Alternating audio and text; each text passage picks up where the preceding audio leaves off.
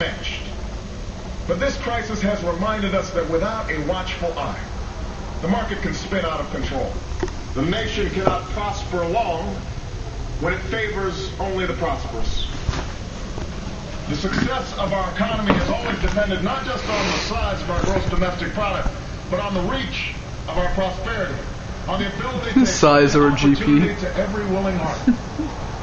Not out of charity, but because it is the surest route to our common good. Only Obama could throw in a large extra pig into his inauguration address and get applause. As for our common defense, we reject as false the choice between our safety and our ideals. Our founding fathers faced with perils that we can scarcely imagine, drafted a charter to assure the rule of law and the rights of man. A charter expanded by the blood of generations. Those ideals still light the world, and we will not give them up for expedience sake. And so, to all the other peoples and governments who are watching today, from the grandest capitals to the small village where my father was born, know that America is a friend of each nation and every man, woman, and child who seeks a future of peace and dignity, and we are ready to lead once more. Now that I'm elected, we can be great again. Don't you just love Mystery Science Theater 3000 effects on his address? It's awesome, isn't it? Recall that earlier generations faced down fascism and communism not just with missiles and tanks, but with the sturdy alliances and enduring convictions. They understood that power alone cannot protect us. Can't forget about nukes. It didn't entitle us to do as we please. Instead, they knew that our power grows through its prudent use. Our security emanates from the justness of our cause, the force of our example, the tempering qualities of humility and restraint. We are the keepers of this legacy. Jesse Jackson again. Once more, we can meet those new threats that demand even greater effort, even greater cooperation and understanding between nations. We will begin to responsibly leave Iraq to its people and forge a hard-earned peace in Afghanistan. With old friends and former foes, we will work tirelessly to lessen the nuclear threat and roll back the specter of a warming planet. We will not apologize for our way of life, nor will we waver in its defense. And for those who seek to advance their aims by inducing terror and slaughtering innocents, we say to you now that our spirit is stronger and cannot be broken. You cannot outlast us, and we will defeat you. Isn't this very similar to Bush?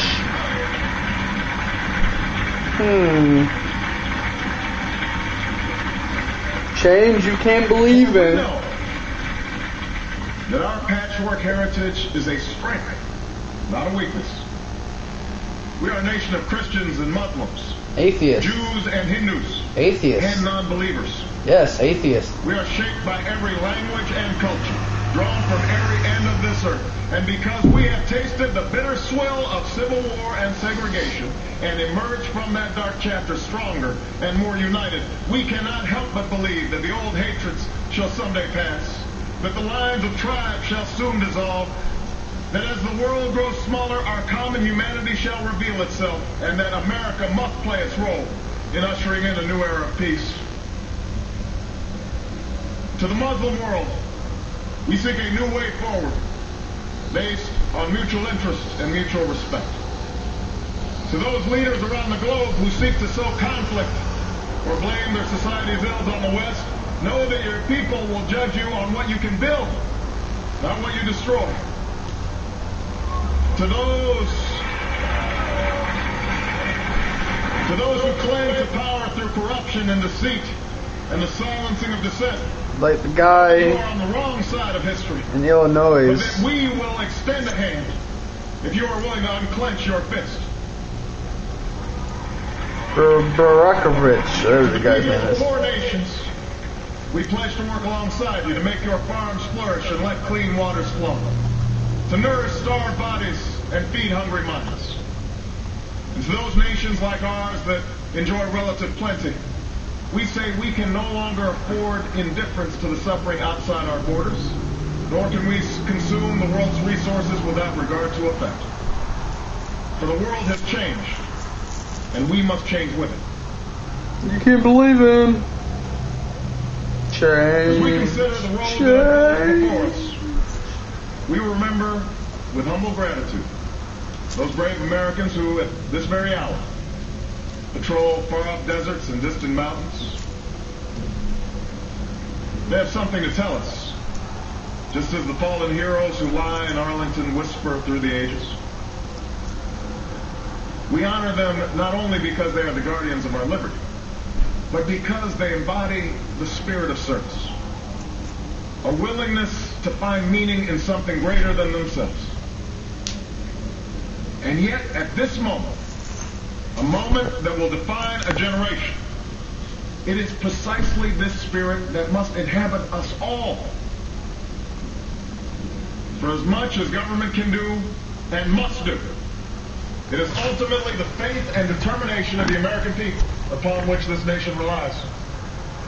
It is the kindness to take in a stranger when the levees break, the selflessness of workers who would rather cut their hours than see a friend lose their job, which sees us through our darkest hours. It is the firefighter's courage to storm a stairway filled with smoke, but also a parent's willingness to nurture a child that finally decides our fate. Our challenges may be new. The instruments with which we meet them may be new. This history page is long. But those values upon which our success depends, honesty and hard work, courage and fair play, tolerance and curiosity, Foreplay. loyalty and patriotism, these things are old. Patriotism is old? These things are true. Oh, okay. I see where you're going with this. They have been the quiet force of progress throughout our history. What is demanded then is a return to these truths. What is required of us now is a new era of responsibility. A recognition on the part of every American that we have duties to ourselves, our nation, and the world. Duties that we do not grudgingly accept, but rather seize gladly.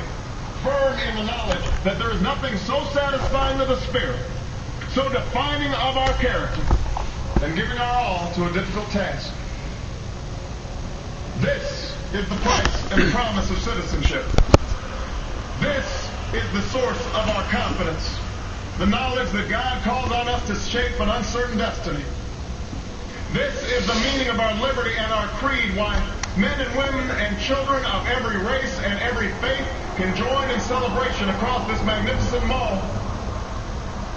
Why a man whose father More of less a than 60 field years in a ago mall, though. might not have been served at a local restaurant can now stand before you to take a most sacred oath.